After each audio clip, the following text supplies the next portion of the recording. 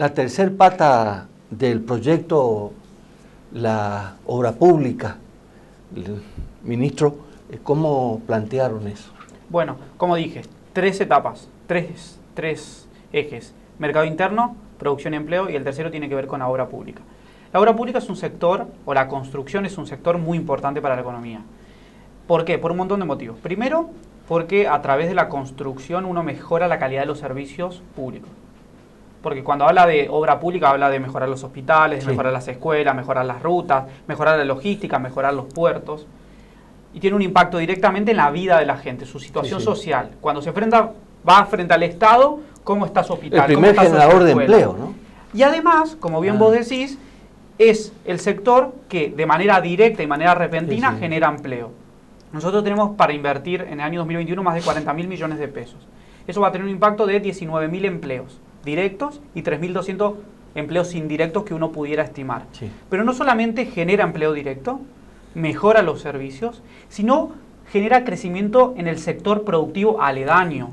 ¿Por qué? Porque todas las industrias que están atadas a la construcción, la metalúrgica, las constructoras, los locales comerciales, todo tiene un impacto de crecimiento. Porque es distributivo la obra pública. Entonces, nosotros tenemos una ambición muy importante. ¿Qué sucedió? Uno va a ver frente a los hospitales y uno dice, bueno, obviamente que la situación en muchos hospitales es crítica o en muchas escuelas es crítica. Bueno, pero eso se ve reflejado en los números.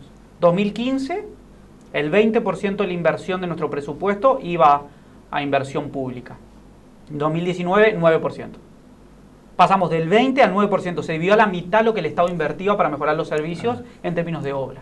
Bueno, ahora hubo una decisión del gobernador, el envío del presupuesto 2021, de volver a ese 20% y tal vez superar ese 20%. Entonces eso es una decisión política, es una decisión concreta de recursos y es una definición en términos de gestión. Siempre un presupuesto de ideología en marcha, ¿no? Pero totalmente. Y destinó, a propósito de lo que usted señala, ya un poco dando un respaldo a lo que usted está diciendo, el presupuesto 2021, el 55% se destina a salud, educación y obra pública, ¿no? Así es, así es.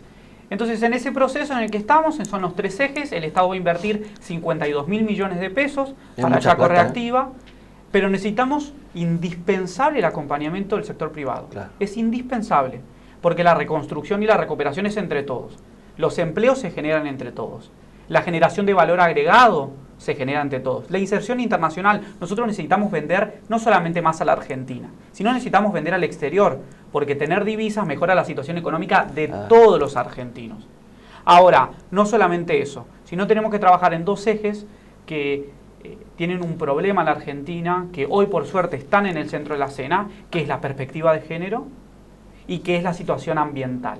Son 2 cuestiones que en todas las medidas que nosotros tengamos que tomar o que tomemos, las medidas tienen que tener perspectiva de género porque las mujeres y los jóvenes son quienes peor la están pasando en este contexto económico y la situación ambiental es mirar hacia el futuro. En la perspectiva de género es, sobre todo el joven y la mujer están paulatinamente empoderándose de lo que es el Estado, digamos. Y en la cuestión ambiental, el bono verde tiene que jugar un papel fundamental en esto, ministro. Totalmente, es así.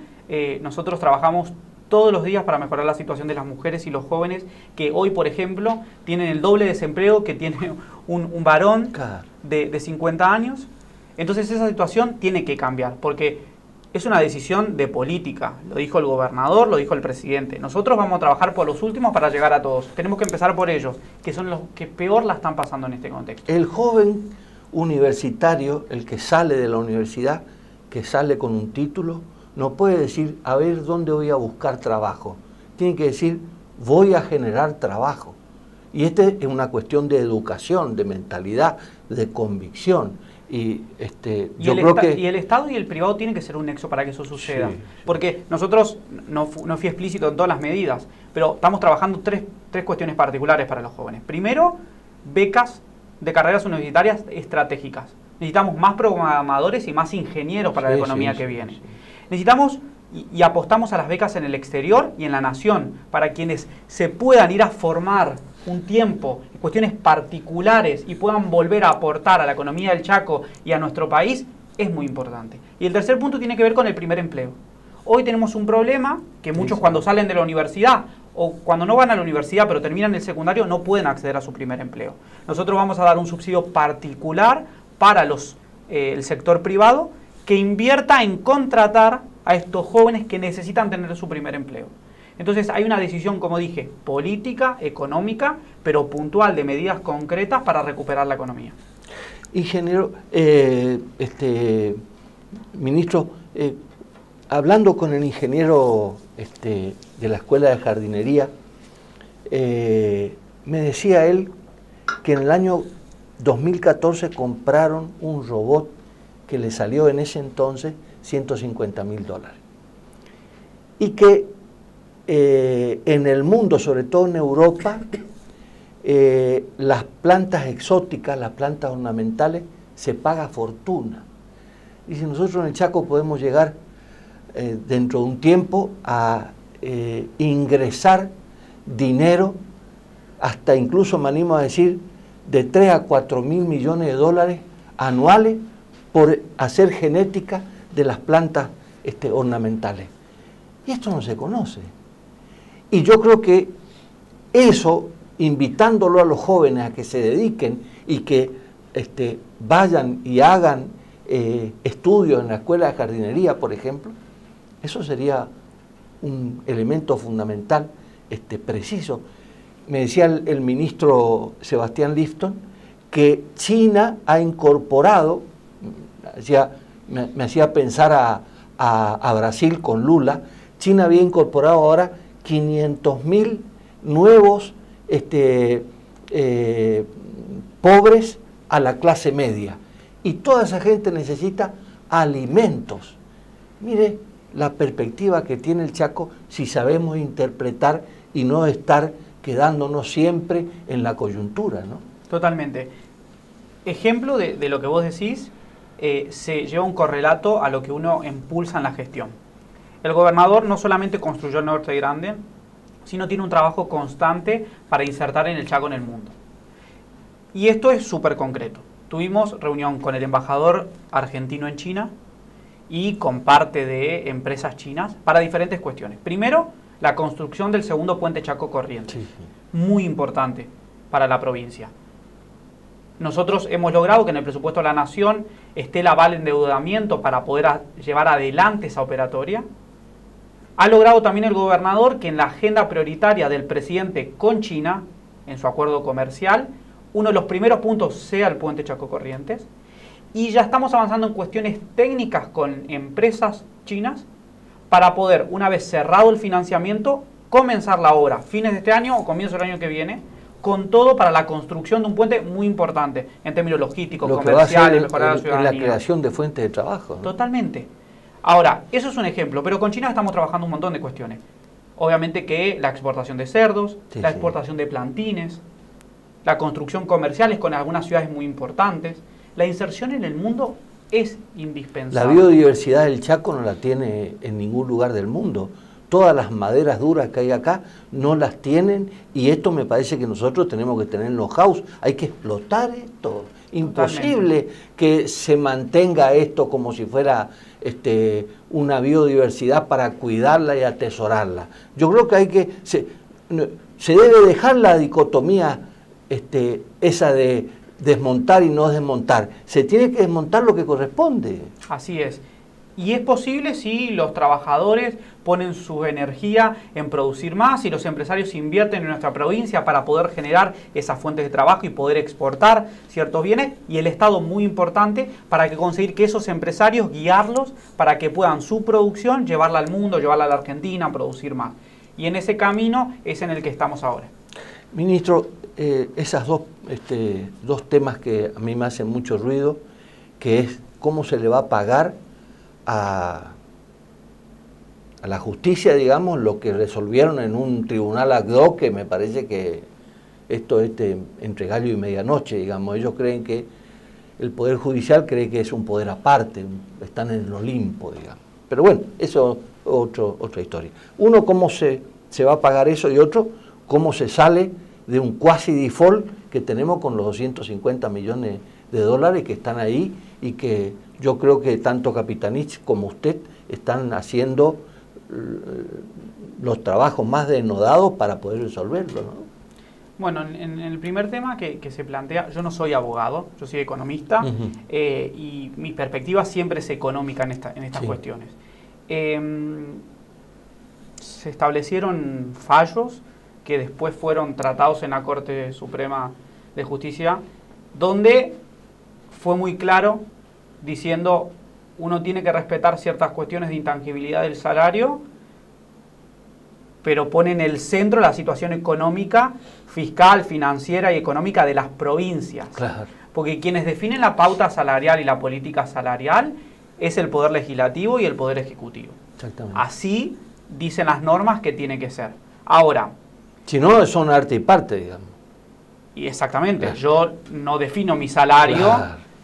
Y los jueces no pueden decir qué es digno, qué es necesario para los sueldos hacia atrás o hacia adelante. Entonces, acá hay una cuestión particular que tiene que ver con plantear una irresponsabilidad en términos de qué le debe el Estado hacia atrás y ir hacia un horizonte de mejoras salariales diferentes a la de todo el resto. Claro. Ahora, un juez cobra el triple que un docente con la misma cantidad de años de antigüedad. La provincia del Chaco tiene un montón de trabajadores que perdieron 30% de su salario en estos 4 años. 12.000 empleos se perdieron. Ahora, como Estado nosotros tenemos la centralidad de lo importante. Claro.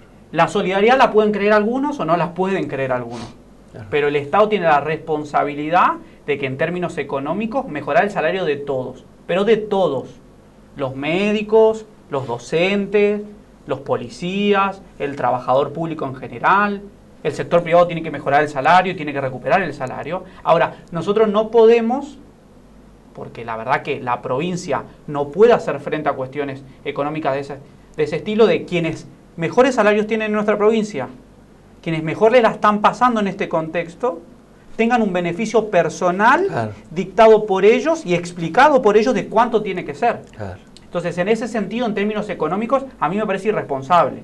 Después hay cuestiones jurídicas... Si no pasamos a ser un feudo, digamos. Después hay cuestiones jurídicas en las que yo no intervengo, pero nosotros hoy tenemos una situación económica muy crítica. Ha pasado en el 2016. La provincia se ha endeudado en dólares para pagar salarios en pesos. Cuestiones parecidas a esta. ¿Está mezclada la política partidaria en estos minutos? Yo creo que la política partidaria siempre está metida en todos los ámbitos. Sí. ¿Está bien? Muchas veces sí. ¿Está mal? Puede ser también. Ahora, ha pasado con... la paritaria docente.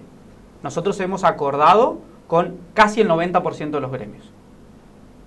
Entonces, hay una decisión de algunos, por posturas partidarias, por cuestiones individuales, que no han aceptado el acuerdo. Ahora, el 90% de los gremios aceptaron el acuerdo. A partir del día lunes, nuestros chicos y chicas están en las aulas. Y el Poder Ejecutivo hizo el mayor esfuerzo posible para recuperar el salario docente. Yo a todos los docentes lo que siempre traté de transmitirle es que nosotros tenemos una decisión de gobierno que es mejorar el salario a ellos. Ahora, con el mensaje tiene que ser muy concreto, todos tenemos que ser muy concretos. El esfuerzo que está haciendo el gobierno provincial para mejorar el salario de docentes es enorme. Sí, sí. Enorme. Tiene una pauta del 34,6%. 117 millones de pesos destinó para pagar las jubilaciones docentes.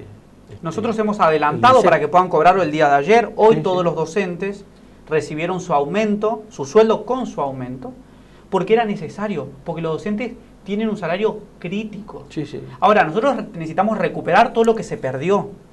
Como dije, tuvimos 2 pandemias, una pandemia económica del macrismo y una pandemia sanitaria. Ahora, nosotros tenemos que recomponer. Tiene que ser paulatina esa recomposición, pero tiene que ser cierta. No hay que mentirles. Hay una decisión de gobierno de recuperar el salario de todos, de los docentes, los médicos, los policías, y en ese proceso estamos yendo. Ahora, lo que digo es, eso tiene que ser de igual manera para todos. ¿Por qué tenemos que puntualizar en la justicia o en el Poder Judicial algo que no podemos trasladar al resto de los trabajadores? Entonces nosotros como administradores públicos tenemos que cuidar los recursos del Estado y definir las prioridades de gobierno. Hoy la prioridad del gobierno es recuperar la economía, recuperar el salario de quienes peor la están pasando y cuidar a todos. Mejorar el servicio de salud, de educación, mejorar la ruta. Esa es la prioridad. Ahora, lo que no podemos volver a cometer es endeudarnos en dólares para pagar cuestiones salariales en pesos como ha pasado en el año 2016. Claro. Entonces, si nosotros volvemos a entrar en esa lógica, volvemos a caer de vuelta. Uno se vuelve a endeudar, vuelve a caer la economía, vuelve a caer el salario y volvemos a entrar en la misma lógica. Entonces no podemos permitir eso. Y en lo que tiene que ver con la cuestión de la deuda, que también me preguntabas, los procesos de endeudamiento en Argentina siempre sucedieron.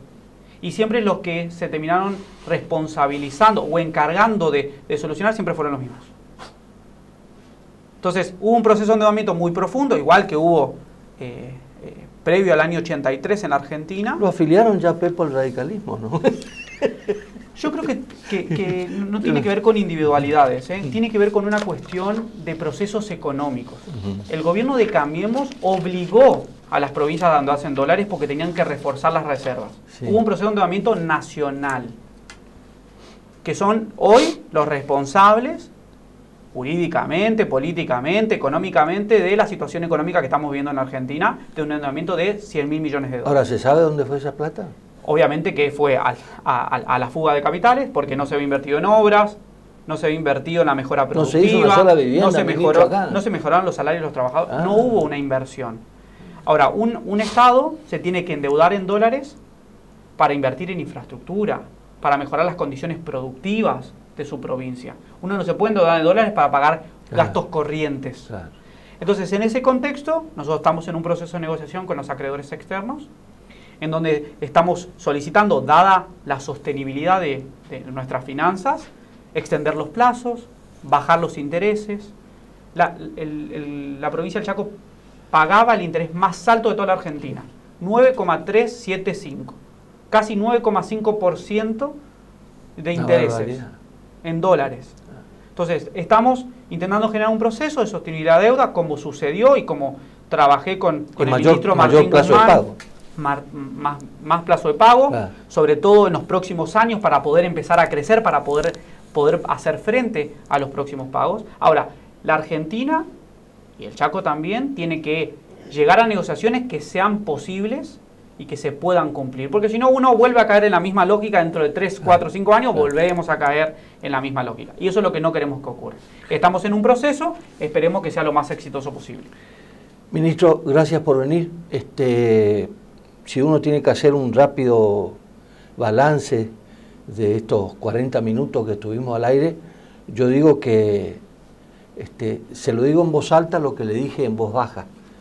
Por lo menos estamos tranquilos los chaqueños porque el ministro sabe lo que dice, o por lo menos está sabiendo lo que hace, y es un buen asesor del gobernador que necesita por ahí no ser piloto solamente de tormenta, sino, insisto, me parece que ya se puede empezar a probar el traje de presidente. Gracias, ministro, por venir. Gracias a ustedes por invitarme.